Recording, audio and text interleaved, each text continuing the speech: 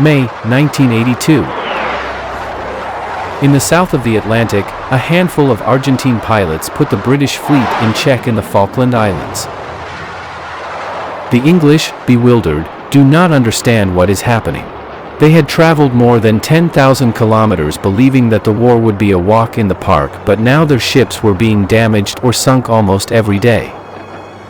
The Argentine Falcons demonstrated day after day skill and courage well above average with their aircraft. And worse still, they have a modern and irresistible weapon, the French-made Exocet Missile.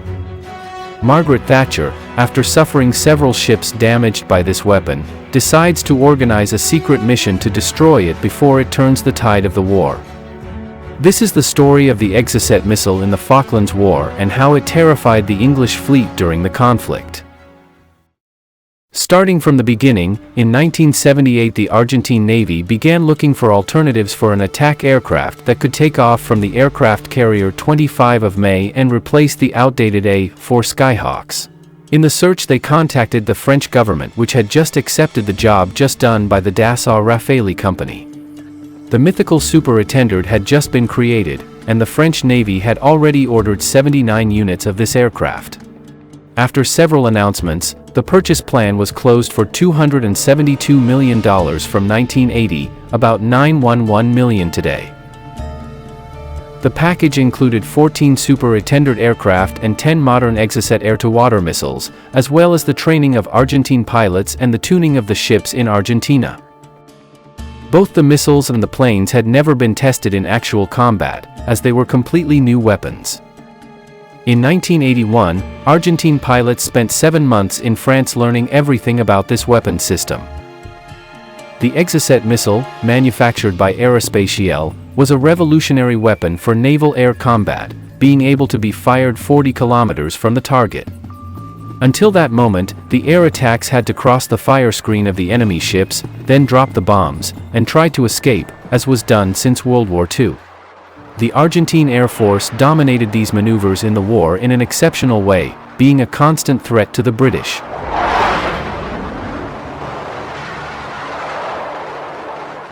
But the Navy, with the Exocet missile, just had to identify the target on the plane's radar, hook it up to the computer in a few seconds, press the button and the missile would go all the way on its own, while the pilot returned to his base.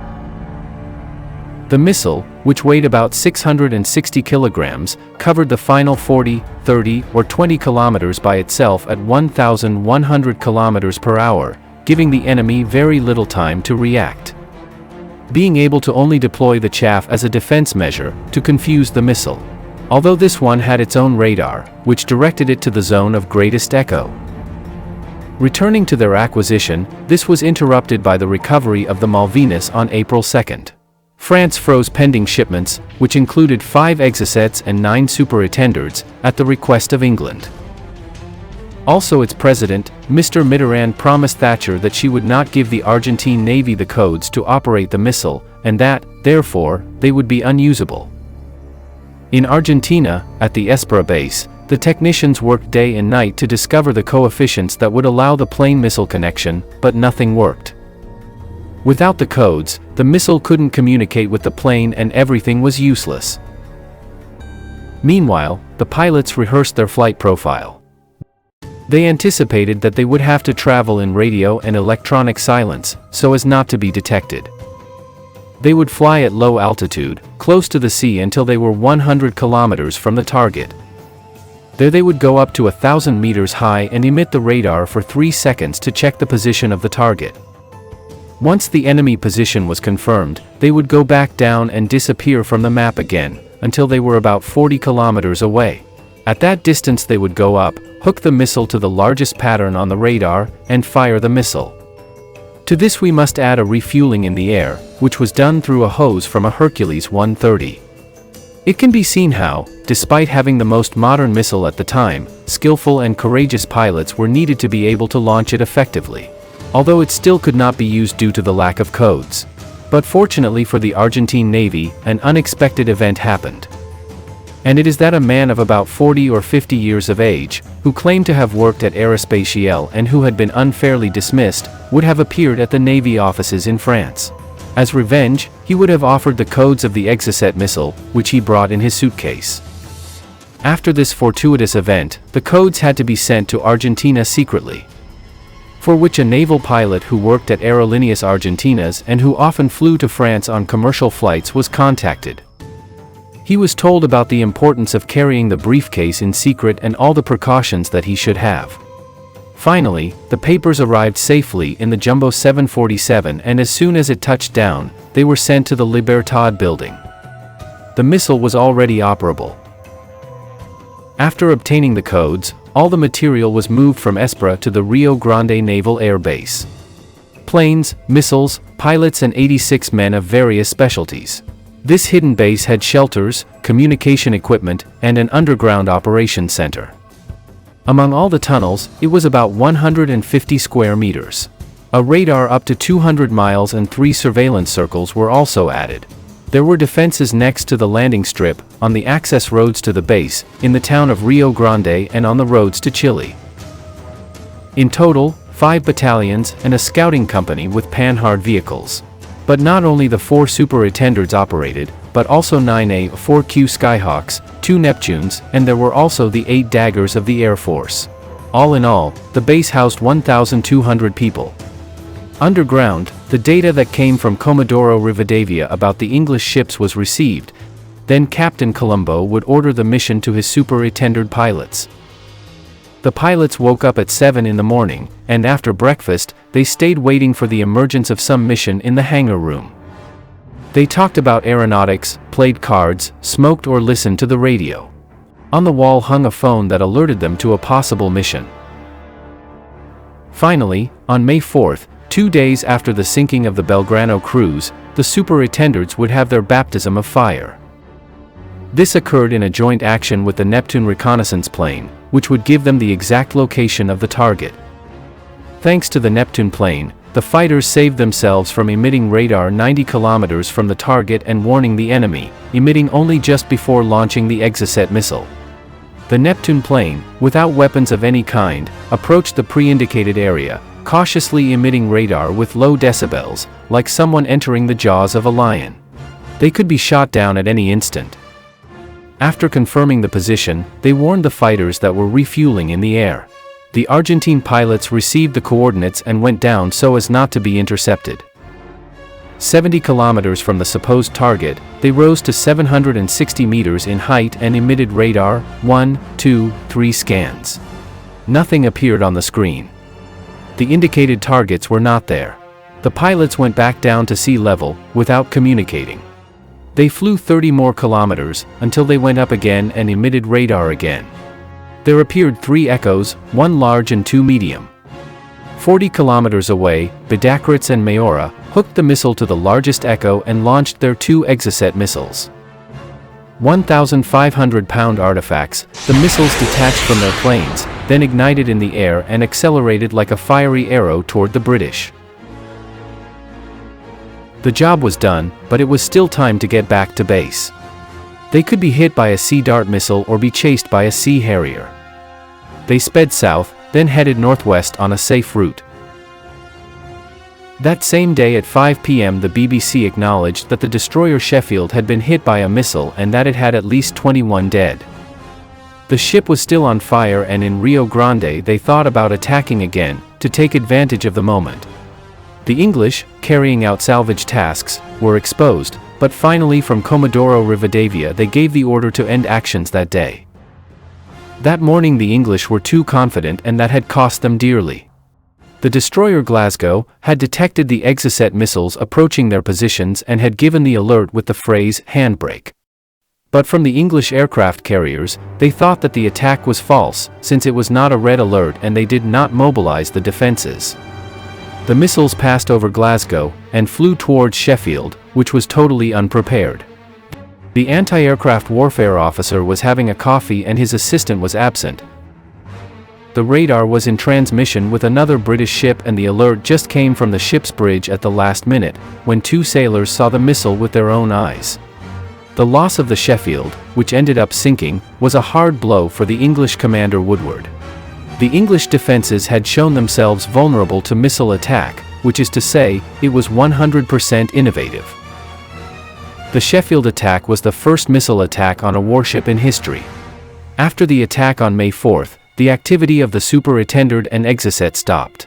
The bad weather in Tierra del Fuego complicated takeoffs, but more than that was that the English had moved the fleet far to the east to be safe. The Neptune reconnaissance plane stopped flying on May 15th, badly worn out from the 425 flight hours they had had in less than 2 months. The aerial data began to emerge from the radar that was in the Falkland Islands, which could see the activity of the English Sea Harrier planes. When a Sea Harrier bombarded the islands, and then returned to the carrier, its echo on the radar disappeared at a certain point that coincided with its flight range. In this way the location of the English fleet was deduced, since the English planes always disappeared from the radar in the same area. On May 23rd, 2 superintendents with underwing missiles took off towards that area, but found no target and returned to base. On May 25th, the superintendents finally hit the English fleet again. They received the data that in the northeast of the Great Malvina Island, there was an English aircraft carrier. They took off, refueled in the air and headed north to attack from an unexpected point. The pilots Roberto Kurilovic and Tulio Barraza were flying side by side when, 40 kilometers away, they caught a large target on the radar and fired their missiles. The victim was the huge British transport ship Atlantic Conveyor, which was carrying helicopters and all kinds of supplies for the English troops. The 212-meter-long freighter quickly began to catch fire and fill with smoke, all being consumed in the flames that had been caused by the missiles. Some 12 English sailors lost their lives, including the ship's captain Ian North. But the material losses were even worse, losing the English, 3 Chinook and 5 Wessex helicopters that would be used to transport troops, a water treatment plant, aluminum plates to mount an airstrip, and a total of 600 bombs, missiles, sidewinder and rockets, among more ammunition and fuel. Even so, it could have been more serious, since 6 days earlier the freighter was also carrying 14 Harrier and Sea Harrier aircraft, which it later unloaded on the aircraft carrier Hermes. Having put almost all the logistical weight on a single ship, it almost ended up costing the English the war. But the nightmare of May 25th did not end there. The Argentine Air Force had also struck that day, sinking the destroyer Coventry with conventional bombs and with Skyhawk A-4B aircraft from the year 1956. May 25th c. 2 days later, on May 27th, the radarists had estimated another aircraft carrier area, where the Sea Harriers disappeared from the map. But for lack of a Hercules plane to refuel, the mission was postponed to May 30th. The Navy only had 1 Exocet left and didn't want to waste it, so unlike the other superintendent missions, in this one they didn't fly alone, but were accompanied by 4 Air Force A-4C planes. This would be the first joint operation between naval aviation and the Air Force. The SUE pilots explained the plan to their new companions. There was no talking on the radio, nor by electronics, not even in air refueling. From mile 200 to mile 55, they would fly at sea level. There would be 2 resupply, since the target was far to the east. They took off 10 minutes apart. The resupply was impeccable, with the 6 planes arriving with a full tank at the point of attack. At 36 kilometers from the target, the pilot Francisco had locked the radar on a huge banana-shaped target and triggered the missile. The superintendent mission was over, they turned around and headed back. The 4 Air Force planes had to follow the flight of the missile until they saw the target and unload their 250-kilo bombs. They flew low, the sea was rough and the foam jumped over the cabins. The tension was enormous, they were heading straight into combat and into the heart of the British fleet.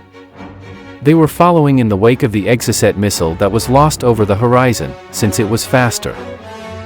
Suddenly, they saw the silhouette of their target. It was immense and powerful, and 2 columns of smoke arose from its tower. The missile had hit the target, and the A-4CS were on their way to finish off the job. They would attack 2 on each side, but 5 miles from the target the pilots Vasquez and Castillo were hit, leaving Isaac and Urita to attack, who dropped their bombs on the deck and turned around. The target, the invincible aircraft carrier, was no longer visible. Now there was only a huge floating ball of smoke.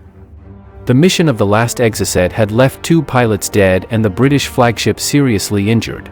Although Great Britain would never recognize the latter, taking advantage of what happened at the end of the war. Nor would it recognize the Plum Duff operation, which was intended to destroy the Exocets and the Rio Grande base, by means of an SAS commando. Of course, this was a tremendous failure, and was hidden as Britain couldn't show the SAS declining a mission just for being suicidal. In short, on May 8, Thatcher approved the destruction of the Exocet by means of an SAS commando. The operation was called Plum Duff, and it consisted of an elite commando of 8 men being landed from a Sea King helicopter in Tierra del Fuego. From there, they would do reconnaissance and infiltrate the Rio Grande base, destroying the Exocets and assassinating the Argentine pilots before fleeing to Chile. What happened was that the Sea King helicopter left command in Argentine territory, but its commander, Captain Andrew Legg, gave up the mission, since they did not have a map of the base, nor information about its defenses. In addition, they had been dropped at a point far away from the target. Finally, they hesitated for 10 minutes and Legg decided that the helicopter would drop them off at another point, closer to Chile. From there they crossed into Chile on foot, and were hidden for the rest of the days. The mission had been aborted by the commando captain. The helicopter that entered Argentina was burned next to a river on the Chilean border. Thatcher's dream of destroying the Exocet missiles was thus a resounding failure. Although, as I already mentioned, she at least managed to hide this failed mission from the public. If you want to know more about it, there is a link in the description with many more details of the event. To close today's chapter, it is worth saying that, in the first weeks of the war, Argentina tried to obtain more missiles in any way possible. Although all attempts were in vain. Perhaps the closest to materializing was the sale of 8 Exocets to Peru, which was going to send them directly to Argentina. But the intelligence services found out and France refused to send any missile to Peru. It is clear that if Argentina had had 4 or 5 Exocets more, they could have repulsed the English fleet quite fluently. Although this did not necessarily mean the end of the war. We hope you liked the video, and if you did, please like and subscribe. If you want to help the channel, you can join our Patreon. A good greeting and see you in the next video.